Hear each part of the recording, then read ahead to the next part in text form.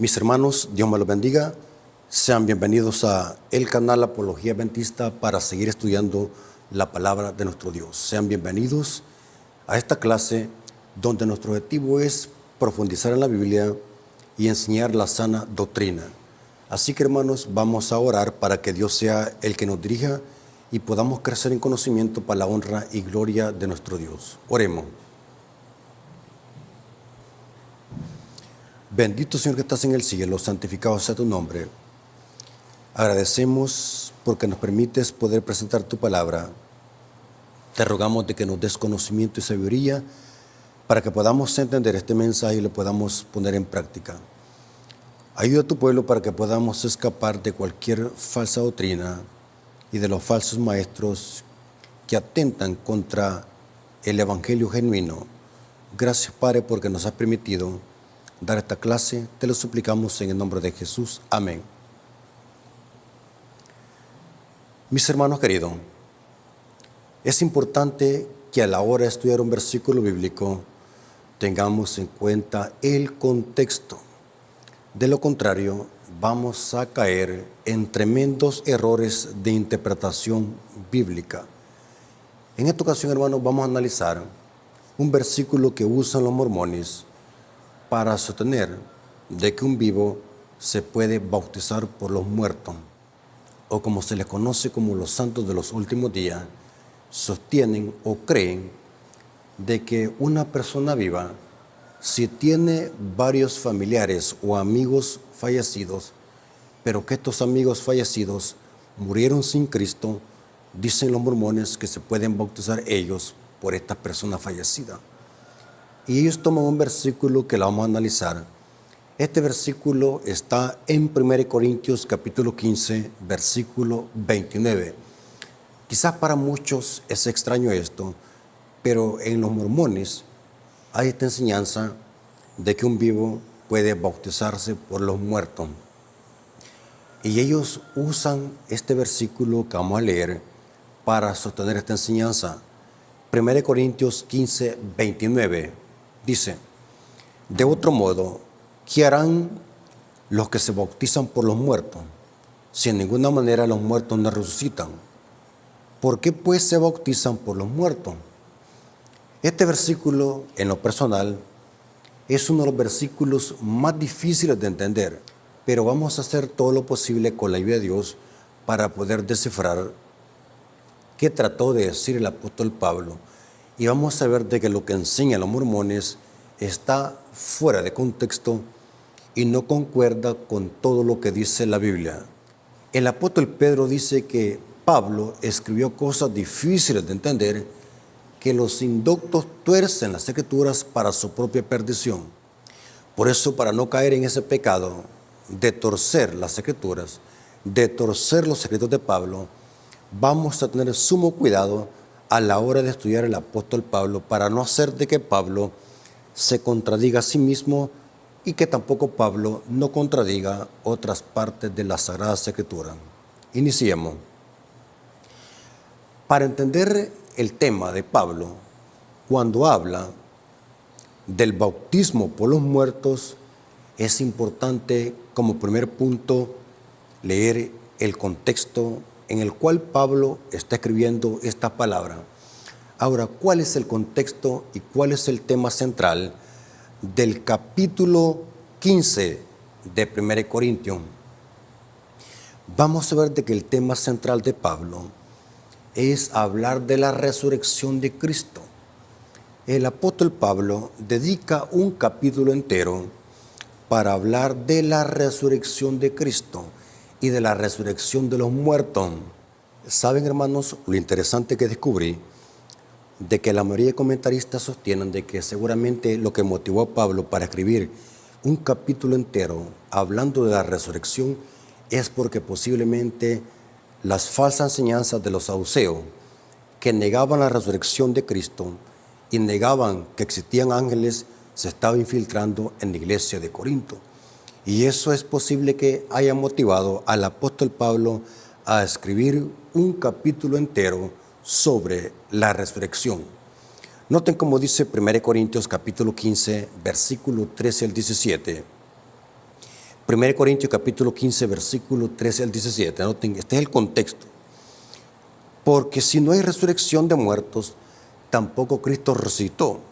Seguramente estaban infiltrándose falsas creencias de los saduceos que negaban la resurrección de Cristo. Y si Cristo no resucitó, vana es entonces nuestra predicación, vana es también vuestra fe. Y somos hallados falsos testigos de Dios, porque hemos testificado de Dios que Él resucitó a Cristo, el cual no lo resucitó. Si en verdad los muertos no resucitan, porque si los muertos no resucitan, tampoco Cristo resucitó.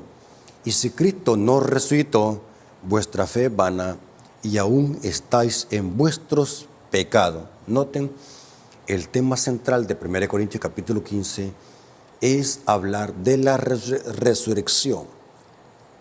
Ahora, sobre el versículo que estamos analizando, sobre el bautismo de los muertos que usan los mormones, la Iglesia Adventista presenta dos posibles interpretaciones.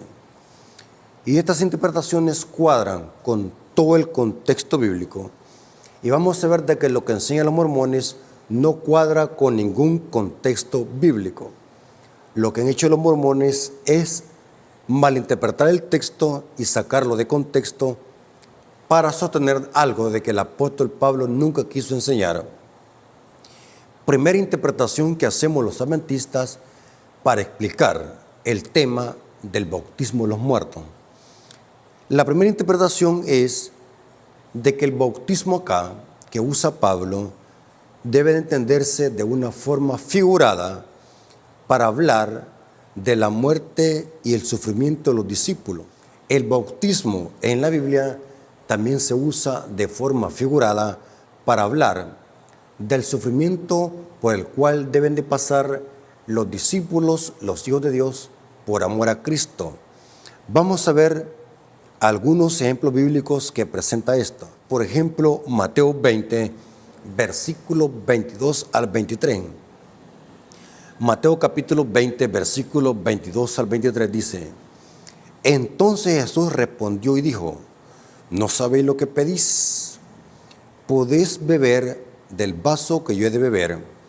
Esto es cuando la madre de los dos discípulos y los discípulos querían un lugar grande en el reino de los cielos, al lado de Cristo. Estaban pidiendo algo que no le competía a Cristo, sino al Padre Celestial. Y note cómo Cristo respondió a la petición de esta madre. Entonces Jesús respondió y dijo: ¿No sabéis lo que pedís? ¿Podéis beber del vaso que yo he de beber y ser bautizados con el bautismo con que yo soy bautizado? Y ellos le dijeron: podemos. Él les dijo: a la verdad, noten, de mi vaso beberéis, y con el bautismo que yo soy bautizado, seréis bautizado. Pero el sentaros a mi derecha y a mi izquierda no es de mí darlo, sino aquellos a quienes está preparado por mi Padre. Noten que el bautismo aquí se refiere a cómo los discípulos iban a ser muertos, iban a sufrir, igual como sufrió y murió Cristo. El bautismo aquí se usa de forma figurada. Esto se corrobora también en Lucas 12:50. Lucas 12:50 dice: de un bautismo tengo que ser bautizado. Se refería a la muerte que iba a padecer Cristo. De un bautismo tengo que ser bautizado. ¿Y cómo me angustio hasta que se cumpla? El bautismo acá se refiere de una forma simbólica como Cristo iba a ser aborrecido y rechazado, iba a ser muerto en la cruz. Noten que el contexto, esto da a entender, el contexto del bautismo de los muertos que menciona Pablo. El contexto tiene que ser entonces 1 Corintios capítulo 15, versículo 30 al 31. Noten que después, leamos la secuencia del bautismo de los muertos, leamos el versículo 29, después leamos el versículo 30 y el versículo 31, y vamos a ver de que cuando leemos estos versículos juntamente unidos, tiene sentido lo que estamos hablando, que posiblemente Pablo, cuando habla del bautismo de los muertos, está hablando en forma figurada de cómo los discípulos mueren y padecen por causa de Cristo. Leamos. 1 Corintios 15, 29. De otro modo, ¿qué harán los que se bautizan por los muertos? Y si en ninguna manera los muertos no resucitan, ¿por qué pues se bautizan por los muertos? Ahora leamos el versículo 30 y el 31. Y porque nosotros peligramos a toda hora. Noten, peligramos a toda hora. Noten que ahora Pablo, después de hablar del bautismo de los muertos, habla del sufrimiento de los discípulos. ¿Y por qué nosotros peligramos a toda hora? Os aseguro, hermanos, que por la gloria que de vosotros tengo en nuestro Señor Jesucristo, que cada día muero. Pablo se refería al sufrimiento que padecía por causa de Cristo, por causa del Evangelio. Por tanto, la expresión, el bautismo por los muertos, debe entenderse en su contexto inmediato, que Pablo se refería al sufrimiento y al padecimiento de los discípulos por causa del Evangelio, y no se debe tomar literal, como lo enseñan los mormones, de que una persona viva se puede bautizar por un difunto. Eso es hasta, se entiende como que si fuese espiritismo, y de paso es espiritismo. La segunda interpretación que hace la Iglesia Adventista sobre este pasaje es de que posiblemente el apóstol Pablo esté haciendo referencia a una práctica pagana muy común en la cultura en la que se asociaba los corintios. Según algunos datos históricos, se constata, y hay evidencias históricas, de que esto era muy común, de ciertos ritos o lavamientos por muerto que se practicaban en culturas paganas. Por ejemplo, el comentario bíblico adventista cita a un tal Marción. Este es un escrito de un tal Marción, volumen 10, donde Marción vivió a mediados del siglo II después de Cristo, donde enfatiza de que esta costumbre pagana de hacer ciertos lavamientos por difuntos era muy común. Dice así: este ritual era muy común en las culturas paganas. Los padres de la iglesia se refieren varias veces a esa práctica, citando la costumbre de los herejes marcionistas, como Tertuliano, Crisóstomo. Además, Tertuliano se refiere a festividad pagana durante el cual los adoradores se sometían a una purificación o lavamiento en favor a los muertos. Pablo está haciendo un razonamiento o argumentativo irónico contra ellos, tomando como referencia esta práctica pagana de bautizarse por los muertos. Esta es una segunda posible interpretación, el por qué Pablo hace referencia a ese tal bautismo de los muertos. Ahora, ¿por qué razón la interpretación que los mormones le dan al bautismo de los muertos está fuera de contexto y no cabe en todo el contexto bíblico? La respuesta, y la más contundente, es la siguiente: vamos a usar la misma Biblia, vamos a usar el método. La Biblia es su propio intérprete para demostrar de que es imposible que Pablo esté hablando de un bautismo en nombre de los muertos para que estos muertos de alguna manera tengan una segunda oportunidad de salvarse. Vamos a ver de que eso contradice toda la Biblia, no solamente a Pablo, sino que contradice toda la Biblia. ¿Por qué razón? Primer argumento que refuta la mala interpretación que hacen los mormones es de que tanto la predicación del Evangelio como el bautismo es solamente para personas vivas que creen en el Evangelio y se arrepienten. Vamos a ver dónde la Biblia dice eso. Vamos a ver también de que a un muerto no se le puede predicar. Vamos a ver de que un muerto no se puede bautizar, ni tampoco nos podemos bautizar en nombre de un muerto, porque eso sería espiritismo. Esta teoría de los mormones suena más a la inmortalidad del alma, que sostiene de que un muerto sigue consciente después de morir y que se le puede ayudar en la salvación. Vamos a ver de qué esto contradice la Biblia. Noten como dice Marcos 16, versículo 15 al 16. Categóricamente la palabra de Dios dice que el bautismo y la predicación del Evangelio es para personas que están vivas y que creen y se arrepienten. Marcos 16, versículos 15 al 16 dice, y les dijo, id por todo el mundo y prediqué el Evangelio a toda criatura. El que creyere y fuere bautizado será salvo, mas el que no creyere será condenado. Noten, aquí está hablando de que de predicársele el Evangelio no a muertos, sino que a vivos. Y noten, el que creyere y fuere bautizado será salvo. Un muerto no puede creer, un muerto no puede decidir bautizarse, ni tampoco puede decidir para que un familiar vivo pueda bautizarse por él, porque los muertos nada saben. Vamos a ver lo que dice la Biblia respecto al estado de los muertos. Mateo capítulo 28, versículo 19 al 20. Noten que se repite otra vez, de que la predicación del Evangelio es para personas vivas que se arrepienten. Dice, por tanto, id y haced discípulos a todas las naciones, bautizándolos en el nombre del Padre, del Hijo y del Espíritu Santo, enseñándoles a que guarden todas las cosas que os he mandado, y aquí yo estoy con vosotros todos los días hasta el fin de ¿qué? Del mundo. Noten, la predicación y el bautismo es para personas vivas que se arrepienten.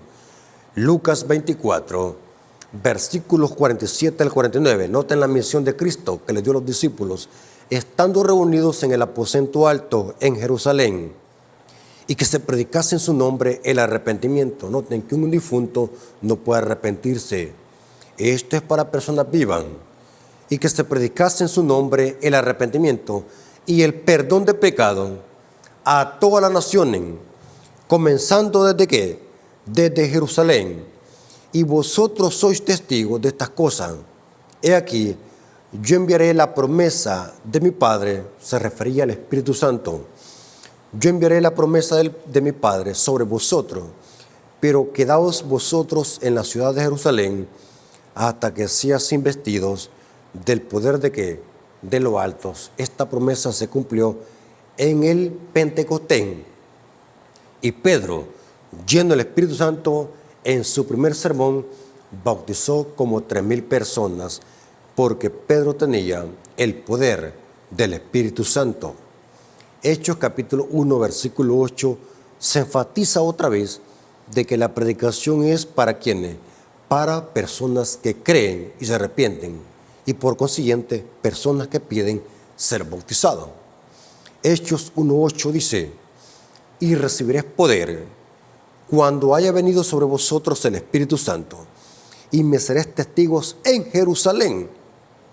Noten que está hablando de personas vivas en Jerusalén. Y me seréis testigos en Jerusalén, en toda Judea, en Samaria y hasta lo último de la tierra. Noten, porque la predicación es para personas vivas. Pero alguien puede decir, y este versículo también lo han citado los mormones, para sostener de que a un muerto se le puede predicar el Evangelio. Y es 1 Pedro 4:6. Noten, así hacen los católicos. Para defender el purgatorio, saben de que este tema del bautismo de los muertos se parece casi como el purgatorio. El catolicismo romano enseña de que una persona difunta que murió en la gracia de Dios se le puede ayudar con plegarias y oraciones para llevarla al cielo, sacarla del purgatorio a través de novenarios, rezos y plegarias, y la alma sale de ese estado, que es un estado, dicen, que es el purgatorio. Noten que la práctica de los mormones es casi similar a la doctrina blasfema del purgatorio. Pero es interesante que los mormones también usan 1 Pedro 4:6 para sostener de que a un muerto se le puede predicar el Evangelio, porque un muerto sigue aún consciente. El alma está consciente después de la muerte, por lo tanto a un muerto se le puede predicar el Evangelio. Y usan este texto, 1 Pedro 4:6. Porque por esto también ha sido predicado el Evangelio a los muertos, ¿Cómo? Dice que fue predicado el Evangelio de los muertos. ¿Cómo así? Pero acabamos de ver lo que dicen los textos bíblicos citados anteriormente, que el Evangelio es para personas vivas que se arrepienten y piden el bautismo. Acabamos de ver de que el bautismo y la predicación del Evangelio es para personas vivas que se arrepienten y se conviertan y se bauticen. Pero ahora vemos una aparente contradicción. Dice Pedro, porque por esto también ha sido predicado el Evangelio a los muertos. Noten que cuando analizamos el contexto, Pedro no está diciendo que el Evangelio está siendo predicado a los muertos, sino que dice, el Evangelio ha sido predicado a los muertos. Habla en tiempo pasado. Cuando leemos el contexto, se entiende que Pedro está hablando de que el Evangelio se le predicó a los muertos, pero cuando estaban vivos, porque se usa el tiempo pasado. Otro punto que es importante analizar y comprender es, para poder entender lo que significa el bautismo por los muertos, es de que un muerto no está consciente. La Biblia categóricamente desde principio a fin presenta de que los muertos están durmiendo, no saben nada, están inconscientes. El protestantismo que cree de que tenemos un alma inmortal se debe a la mala interpretación de lo que significa alma en la Biblia. Así a grandes rasgos les explico. La palabra alma en el idioma hebreo es nefesh y en el idioma griego sujeb. Estos vocablos, tanto en el hebreo como en el griego, se usan para hablar de la persona, ser viviente, vida. Algunas veces se traduce como animal o como también pronombre personal. O sea que el alma es el ser viviente, es la persona viva. En otras palabras, una persona es un alma viviente. Y algunas Biblias traducen en lugar de alma, traducen persona y viceversa. Depende de la versión de Biblia que esté leyendo. Por ejemplo, la Biblia Jerusalén dice que en lugar de alma dice vida o persona. Por ejemplo, Ezequiel 18:4 dice, el alma que pecare, esa morirá. La versión Jerusalén dice, en la vida que pecare, esa morirá. O sea, la persona en sí es un alma. Cuando el alma muere, dejó de existir, porque es la persona en sí. Cuando el ser humano muere, el alma dejó de existir. Y lo que vuelve a Dios, al cielo, no es el alma. Aquí está la confusión. Lo que vuelve a Dios es el neshama, el aliento de vida, el espíritu de vida, el ruá. Muchas personas creen que cuando alguien muere es el alma que se va para el cielo, pero es erróneo. El alma dejó de existir porque el alma es la persona en sí, el ser viviente. Lo que vuelve a Dios es el ruá, es el neshama, el aliento, esto ve. Cuando la persona muere, se le sale el aire y ese aliento de vida vuelve a Dios que lo dio.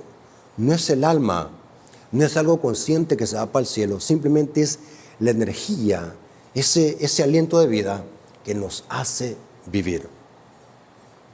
El alma muere. Categóricamente la Biblia dice que el alma muere. No hay ningún pasaje en la Biblia donde diga que tengamos un alma inmortal. La inmortalidad es un atributo exclusivo solamente de Dios. Y eso lo dice Pablo en 1 Timoteo 6:16. Dice que el único que tiene inmortalidad es Dios. Ahora, vamos a analizar algunos pasajes bíblicos, por ejemplo, 3 pasajes, donde se presenta que los muertos no saben nada. Por tanto, es ilógico pensar de que a un muerto se le puede ayudar. Es ilógico pensar y carente de base bíblica pensar de que alguien vivo puede bautizarse por un muerto para darle una ayuda para que el muerto se salve. Eso es ilógico. No contiene base bíblica. Se ha creado por una mala interpretación de pasajes bíblicos que han hecho los mormones para defender este supuesto bautismo de los muertos que habla Pablo, que acabamos de leer en 1 Corintios 15:29. Eclesiastés capítulo 9, versículo 4 al 5 dice categóricamente la palabra: aún hay esperanza para aquel que está entre los vivos. Noten, aún hay esperanza para todo aquel que está entre los vivos, porque a un muerto ya no se le puede ayudar, porque el muerto perdió su oportunidad. Por eso es que la doctrina del purgatorio contradice la Biblia y contradice el evangelio bíblico. La doctrina de los mormones contradice la sola escritura. Por eso, hermanos, no hay que conformarnos con que alguien cite la Biblia. Hay que ver cuál es el contexto de esos pasajes, porque también usan la parábola del rico y Lázaro para sostener de que los muertos siguen en otra esfera conscientes, y manipulan y tuercen la parábola del rico y Lázaro, que es una parábola convertida en alegoría. Es una alegoría para enseñar una verdad espiritual interesante. Se puede comprobar de que en el rico, en la parábola del rico y Lázaro, es un símbolo o una representación de los fariseos, especialmente de Anás, uno de los fariseos más prominentes en el Sanedrín judío.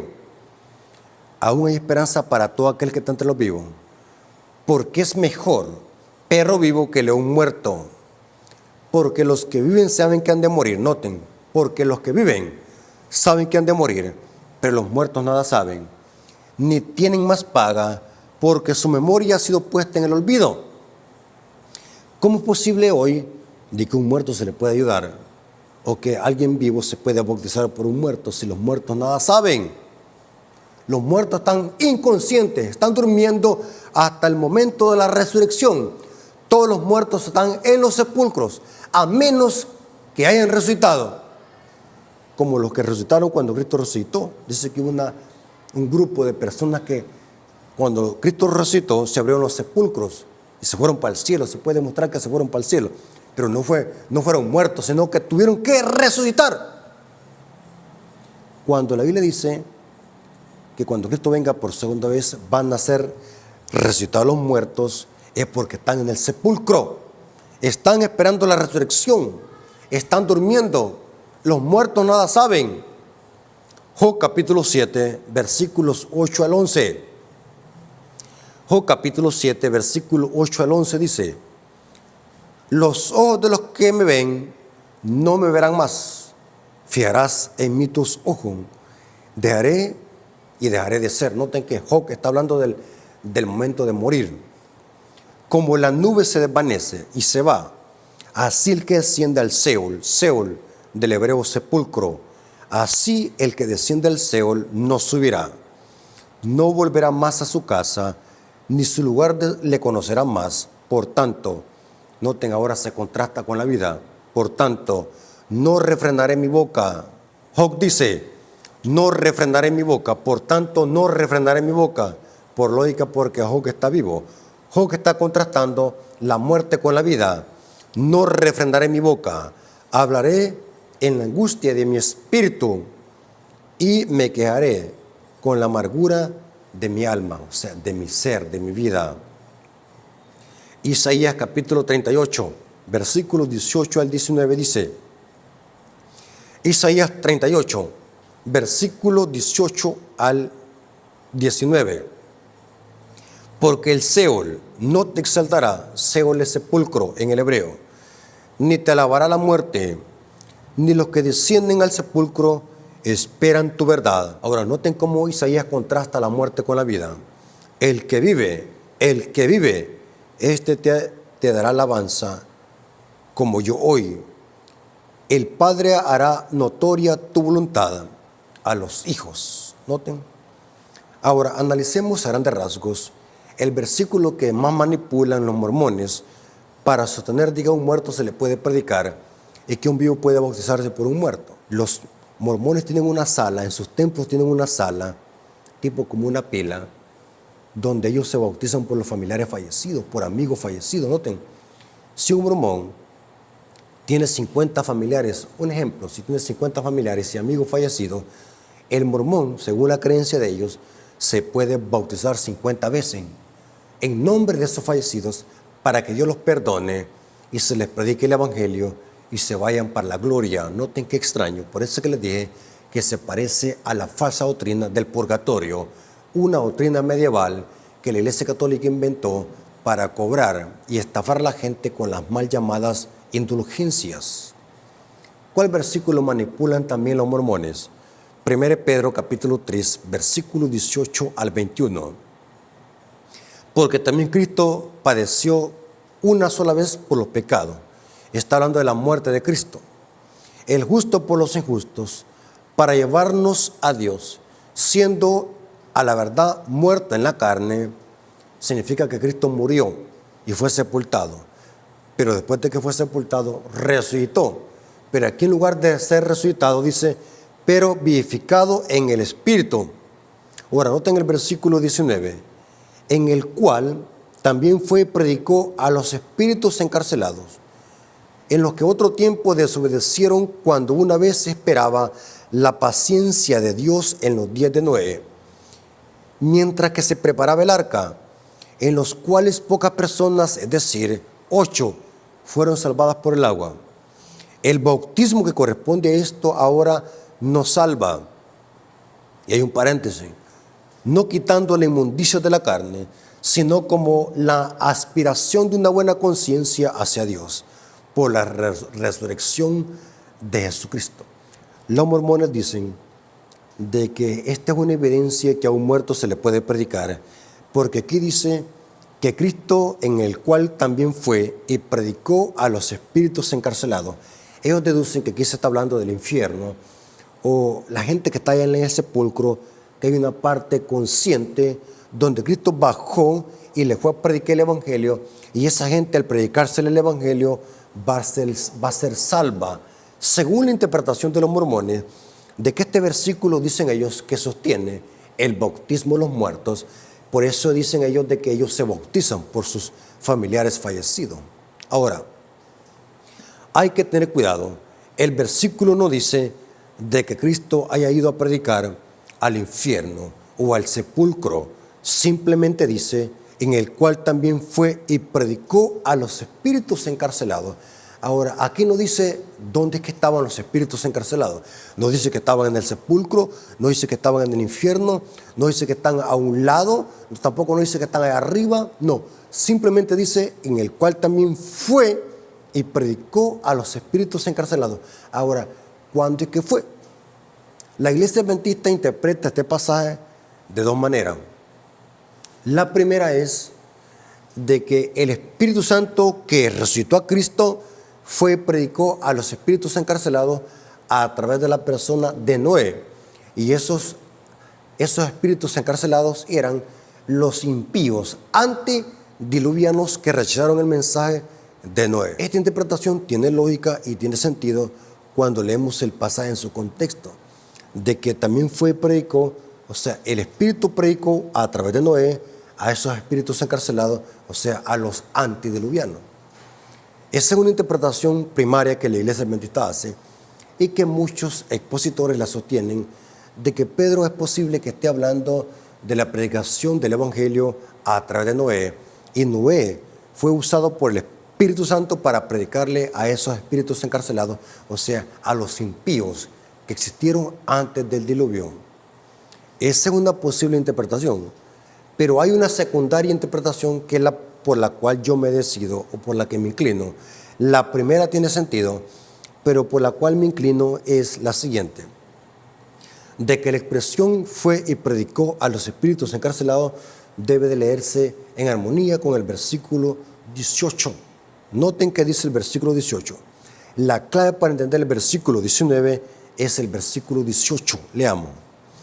Porque también Cristo padeció una sola vez por los pecados.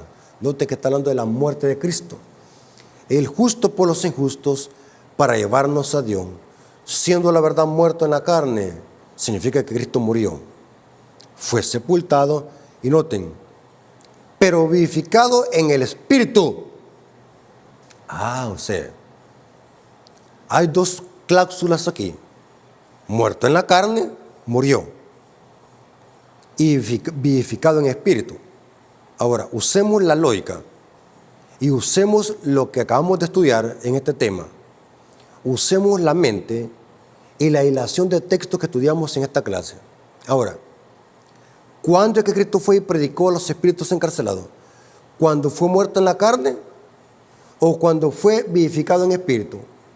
Si tomamos la primera cláusula, muerto en la carne, eso contradice toda la Biblia, porque acabamos de ver de que un muerto no sabe nada y que la predicación del Evangelio no es para los muertos, sino que es para los vivos. Y tampoco el texto nos dice que Cristo haya ido a predicar a los muertos al sepulcro o al infierno o al purgatorio, como dice la Iglesia Católica. Porque este pasaje también lo usan los católicos para defender la herejía del purgatorio. Así que la primera cláusula la descartamos. Así que tenemos que tomar por lógica la segunda cláusula. ¿Y cuál es?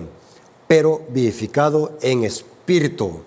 Y esto sí concuerda con todo el contexto bíblico, que Cristo tuvo que haber ido a predicar a estos espíritus encarcelados cuando fue vivificado en el espíritu. O sea, cuando Cristo resucitó.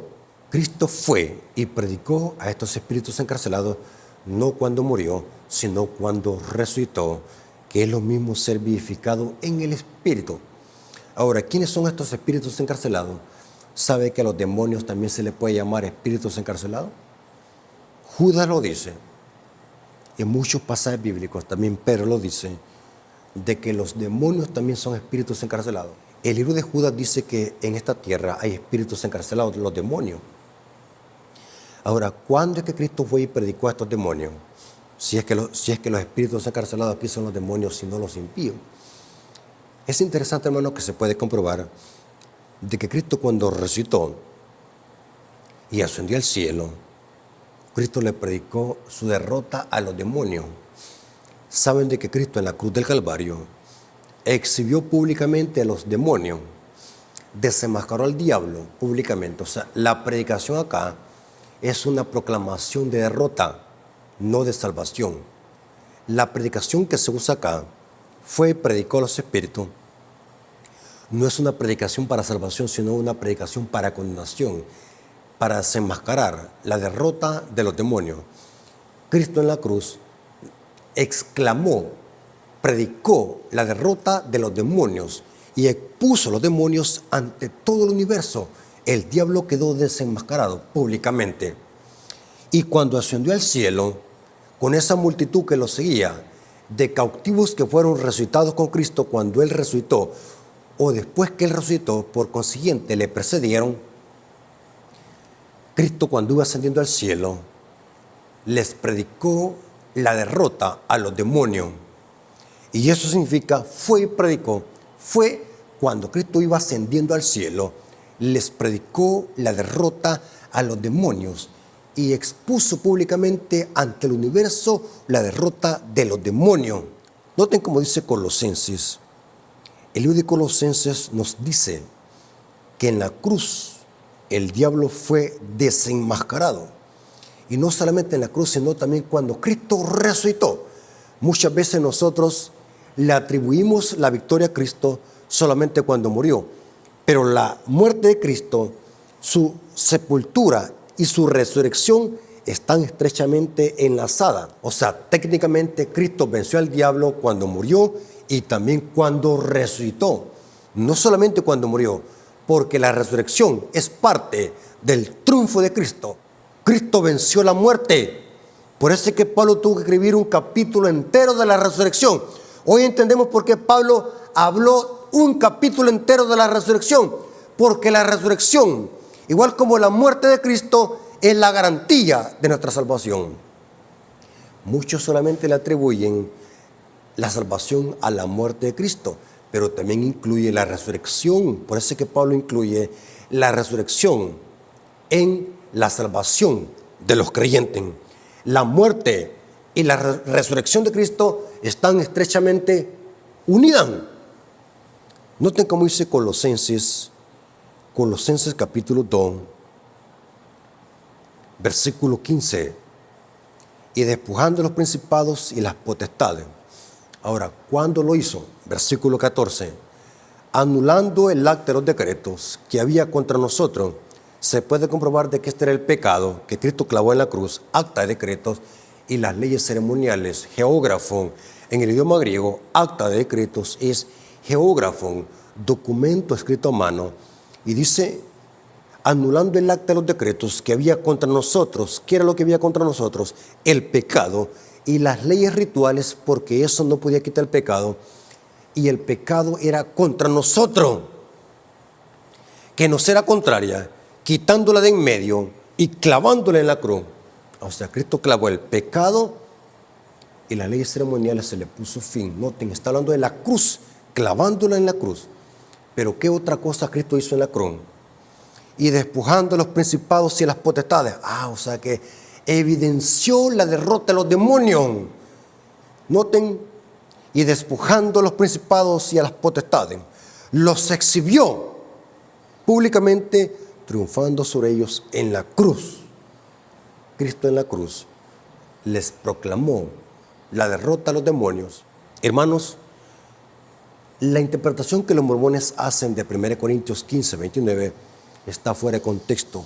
Es una falsa doctrina que carece de fundamento bíblico, que lo que están haciendo los mormones es defendiendo el espiritismo y la falsa doctrina de que el alma es inmortal.